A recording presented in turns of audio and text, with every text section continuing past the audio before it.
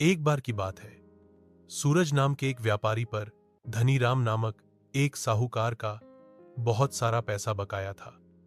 काफी कोशिश के बाद भी सूरज पैसे इकट्ठा नहीं कर पाया। अब वह समय आ गया जब सूरज के पास पैसे वापस करने का आखिरी मौका भी खत्म हो गया।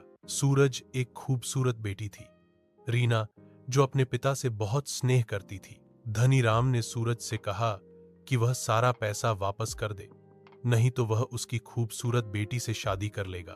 धनीराम देखने में बिल्कुल भी अच्छा नहीं था और उसका दिमाग भी खराब था, इसीलिए सूरज दुविधा में पड़ गया। धनीराम ने सोचा, चलो एक नई शर्त रखता हूं जिससे मेरा ही फायदा हो। जहां वे खड़े थे वहां जमीन पर काले और सफेद रंग के कंकड़ पड़े थे। शर्त यह थी कि वह दोनों हाथों में 2 कंकड़ लेगा, एक सफेद और दूसरा काला। अगर रीना सही ढंग से सफेद कंकड़ चुनती है तो धनीराम सूरज का सारा कर्ज माफ कर देगा और शादी का प्रस्ताव भी छोड़ देगा। लेकिन अगर वह काला कंकड़ चुनती है तो वह कर्ज तो माफ कर देगा लेकिन रीना से शादी कर लेगा। धनीराम नीचे झुका और उसने दोनों हाथों से काले कंकड़ उठाए। ऐसा करते हुए रीना ने उसे देख लिया। अब रीना के पास 3 विकल्प थे।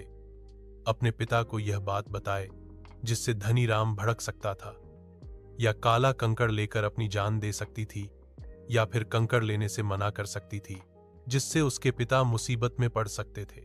लेकिन उसने जो किया उससे धनीराम पूरी तरह हैरान रह गया। रीना ने धनीराम के हाथ से कंकड़ लिया और गलती से कंकड़ उसके हाथ से जमीन पर गिर दिया।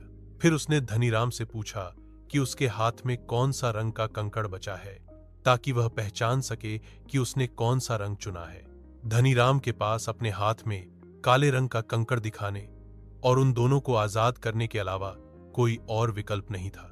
इसलिए दोस्तों, कभी कभी जीवन आपके सामने ऐसी परिस्थितियां प्रस्तुत करता है जिनमें न केवल कड़ी मेहनत और दृढ़ता की आवश्यकता होती है, बल्कि कुछ रचनात्मक सोच की भी आवश्यकता होती है जो स्थिति को बचा लेती है।